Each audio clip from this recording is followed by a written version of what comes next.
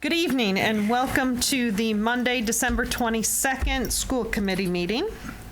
This meeting is being recorded and shown live on LCTV and is also being live streamed, and that can be found at longmeadow.org. We'll begin with the Pledge of Allegiance.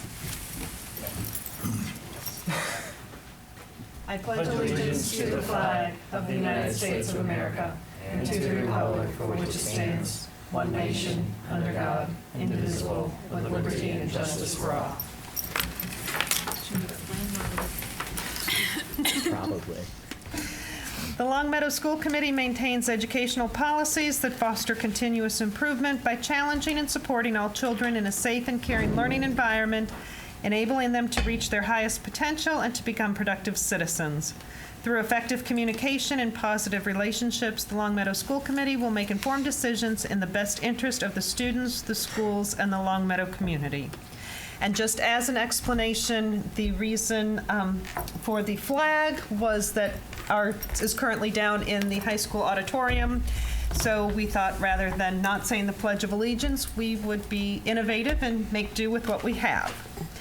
So moving along to correspondence. You want to take that? There is no correspondence for this meeting. Okay. Any visitor comments? None. Any school committee comments? John? Any? No, thank you. Michael? No comments? Nope. All righty. And there is no old business, so we will move along.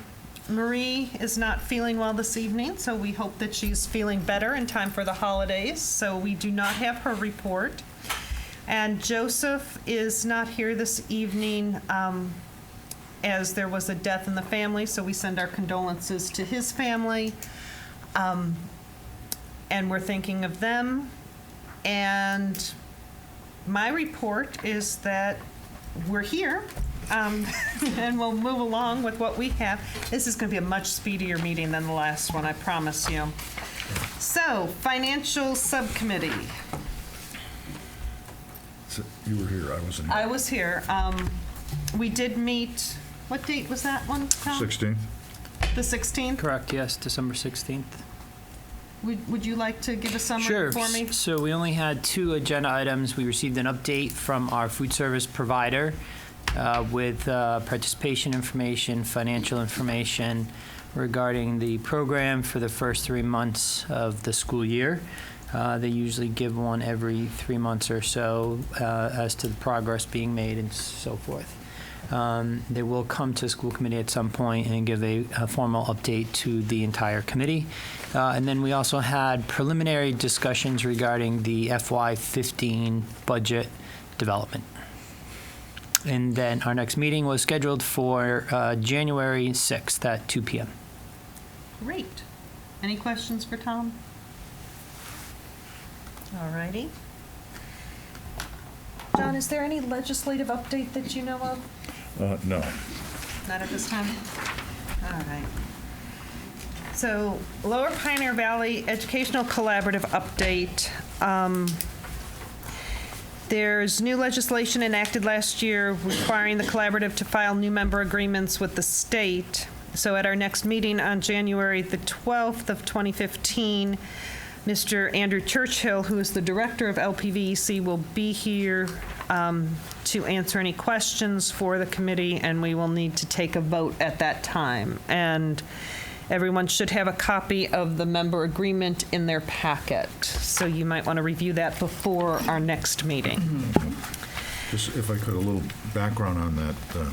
The new laws are a result of some funding scandals that took place in some of the collaboratives in the eastern part of the state. No one in the western part of the state was involved in any of this, and it came about because of dual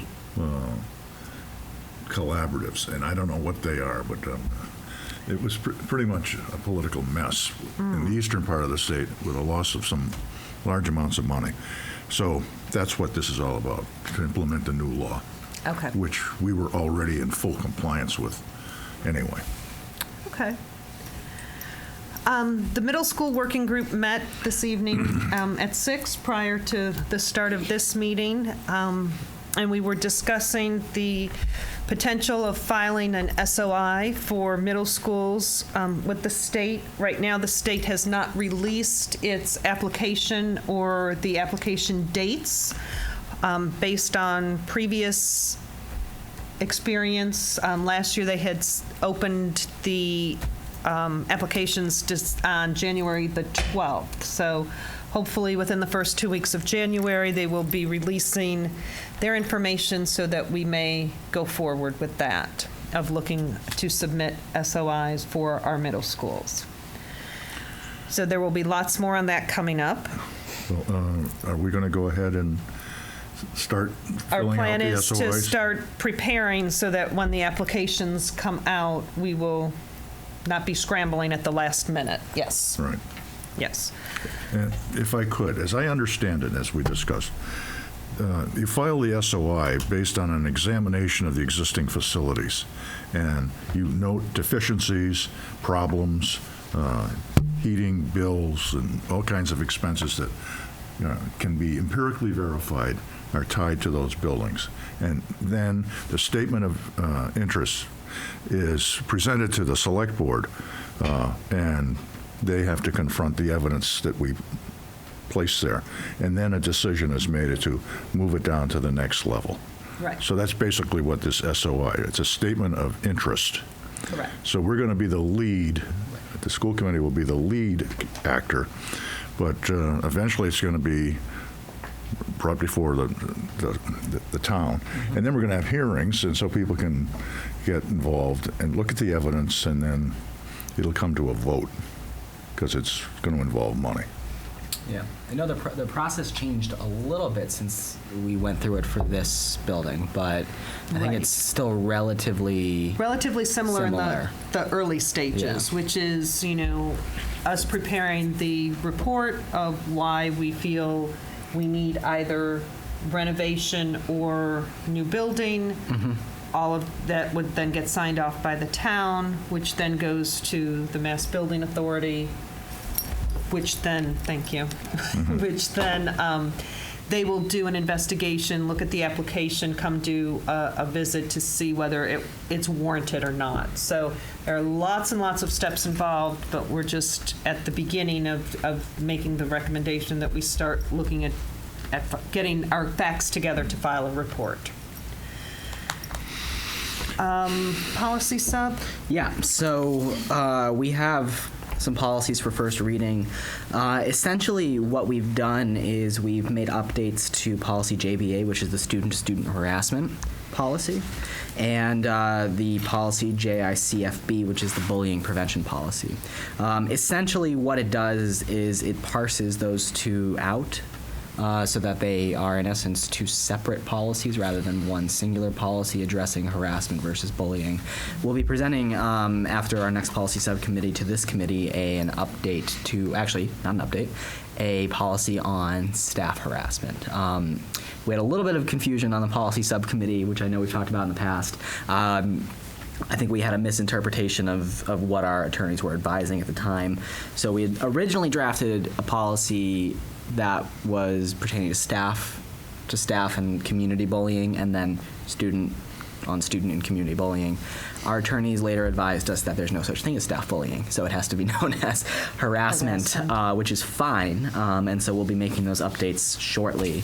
But at the moment, nothing truly different except the bullying and harassment policy now is two policies, and those things are now kind of spread out a little bit. But the main gist is that they've been revised very, very slightly, but obviously approved by council, given the fact that the bullying legislation is very specific as to what our policies need to reflect. So And so these are now posted? these are Or will they will be posted on the website tomorrow for first reading for first reading, which is 30 days. for 30 days. Okay. So hopefully I gave a good depiction of what happened on policy sub. So if anyone in the public has comments or concerns on those policies, they will be found on our district website for review. along with a form, Diane, for any comments or concerns that you'd like to submit. Joint energy, I I'm got sorry, one more did you have thing. something else? Yep, I got one more thing. So at our last policy subcommittee meeting, and let me know if Liz talked about this at the last school committee meeting, because obviously I wasn't there, but we had been, what was it, the sexual abuse training? She talked about that? Yes. Okay. So we haven't made any further on, we haven't met since the last meeting, but that's going to be something that we'll be determining the best way to go about it. Obviously, I know that this was talked about at the last meeting. There was a vote? There was a vote in the last. Oh, what was the vote? It's in your minutes, but Didn't run it's it. basically. You just handed me the minutes. Up to. $11? $10 per person. Per person? Okay. So then we'll be coming forward, I guess, with a program. Okay. Okay. Good thing I read the minutes. Joint energy. I did just get them this morning. The only update that I have is that I believe we have started putting new light bulbs in the schools, the elementary schools. I believe at this point, Blueberry and Wolf Swamp are just about completed. Blueberry's finished, Wolf Swamp is just about. Center will be started, I believe, tomorrow. And then the 2 middle schools will be done in between and probably in the first week in January. So start seeing those energy savings, Yes. hopefully. Let's hope so. All right. And transportation review, our committee met, and the committee was charged with looking at our current busing services, our current transportation services, and their effectiveness, both cost-wise and operational-wise. They're running. What we've determined is that we're not utilizing our resources in the most effective manner. So there will be changes next year. Something is going to need to be changed. And in order to make those changes, the subcommittee is interested in hearing from the community. Input as into needs and wants in terms of busing and transportation services. And like I said, what we currently have is not the most effective or efficient way to operate in both aspects, both in terms of finances and in terms of the services we offer. So we are looking to schedule a public forum on, did you confirm the date, Tom? Is it January the 14th Yes. in the BTC? Yes. Okay, so our first public forum on transportation changes will be January the 14th at 7 p.m. in the BTC, the Business Technology Center. We will be sending reminders home, alert nows, school messenger, hoping to get some other communications. I know right before the holidays is not a great time to be throwing dates out at people, so we did want to put it out there that it's being discussed, and then come when we get back from the holiday break, we will make sure to inform everyone in multiple ways possible. But we will be looking at things as to the routes and their coverage, the fees, the ridership, the costs to the district. Mm-hmm. So it is one way that we, as a committee, are looking to maximize our Efficiency, really. efficiencies and looking at cost savings. So that is going to be up and coming. Good. Can I ask a question? Sure, John. Now, that's for in-town transportation. Yeah. Correct. We're not talking about Lower Pioneer Valley. Well, we are in the sense that Or are we? Okay. they manage the buses, but we're not talking necessarily about the transportation for collaborative students or career tech students, and we're not talking about the Metco bus outside of its route within the community. Correct. Yeah. And all transportation within the community is from the Lower Pioneer Valley Yeah. Collaborative. Correct. Because Yes. as we mentioned earlier today, when I was looking at the warrants, we do contact another bus company for athletic events when Yeah. they're. For some, right? Well, for some, not all. When there's not It availability. depends, there's a lack of availability Yeah. that drives us there. Okay. Right. So those are all things that we are going to be looking at. Yep. All right, any other reports or updates that I've missed? All righty. Well, if I could, before we leave transportation, is there going to be a suggestion that perhaps it might be healthy for people to walk to school instead of being driven, and by cars as well as by buses? I mean it, seriously. Do we really need to have... Kim, you have your walking bus, and We're trying, John. I mean, I don't think you can tell people they have to walk to school. I'll tell you. Why not? It's sort of, isn't that a... Well, because aren't we legally obligated to? There's some students who are always going to have to bus. They're going to have, we have certain students that live a certain distance from school that they have to bus. We have to bus them. We don't. Well, yeah, but that's a policy decision. That, what, 2 miles? Yeah. That's not that's a law. That's a law. That's That's a law. Mass General. But it's Okay, all only, right, well, someone's- it's only through 6th grade. So, obviously we literally have not made any decisions whatsoever. But, one of the solutions could potentially be that we don't offer busing after a certain point. That's not something we're seriously talking about at this point, but it's, that's obviously an outcome that could exist in reality.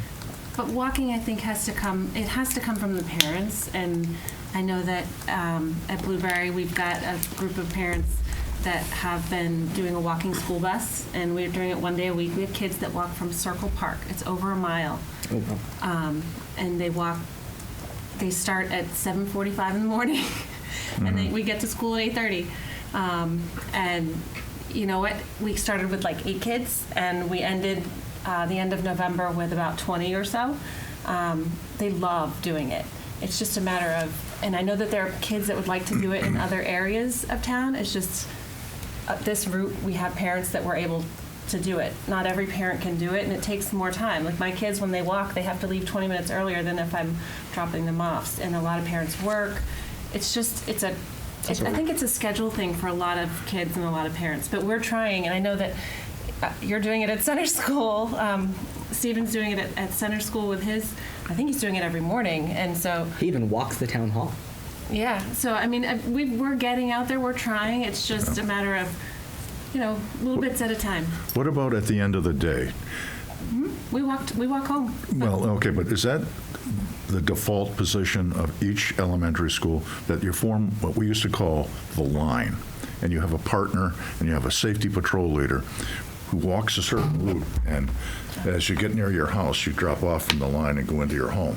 But there's someone, usually a 5th grader, or, an older elementary, no, Yeah, they don't do we can't that. ask the 5th graders to be. Well, I think that's a tradition that should be brought back. It would be, what I found with the 20 kids that we have going in the morning, half of them are getting picked up by after-school care, and they're going to after-school care because their parents work. So Well, yeah, okay, it's just a matter of. in situations like that, Yeah. yes, that's different. But I'll tell you. But if you're going home to your home, if you're going home at the end of school, why not walk home? We try very hard at least, I've been trying at my school to promote the idea of walking. Yeah, well, it's exercise, it's And you should physical hear fitness. how happy the kids are when they're walking to school. It's unbelievable to have them entering into a 6-hour school day, giggling Okay. and laughing, and have already had this 40 minutes with their friends. So it's a great all-around thing. It's just a matter of,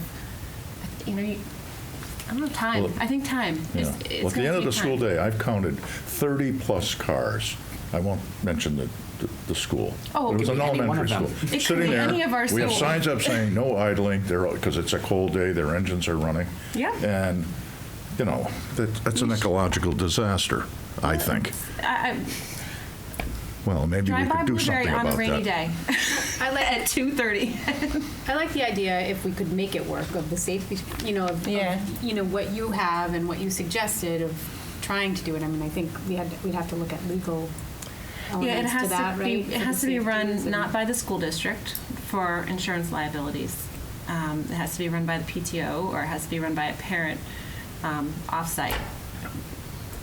So it can't be a push then we're into from volunteers the and- school. And they need volunteers. And I think we have over 75% of our parents in our town are dual working. But you know, the town is paying for crossing guards. Yeah. So we've got, I Well, that's believe, why- I hope, all the dangerous intersections covered. That's why Marie Angelides is actually part of the push to start this walking school bus thing. She's Okay. trying to figure out ways to Right. get people walking. And I think your point, what caught me was, of saying how much fun the kids are having.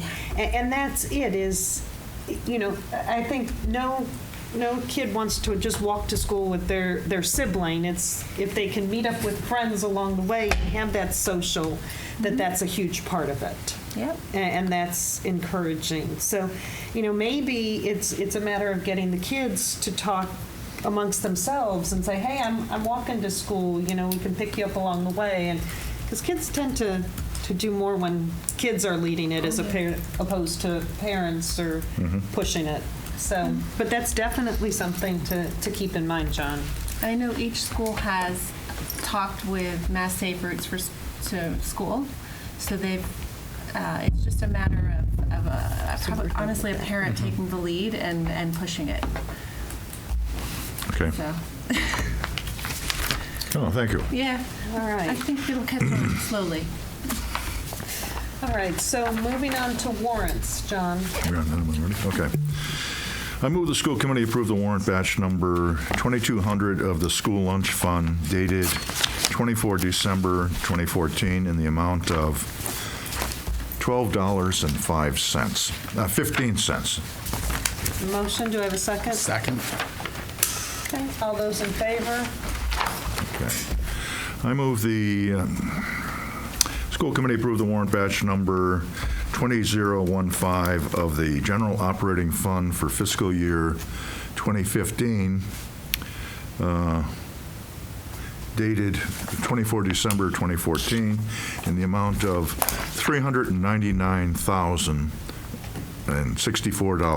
$399,064.73. Second. Motion and a second. And Kim, just so you're aware. Yeah. Okay. Okay. So, all those in favor? Aye. Abstain. Two abstentions. Two abstentions. Who would you get paid in this one? So we have, that's sufficient to In pass. this one?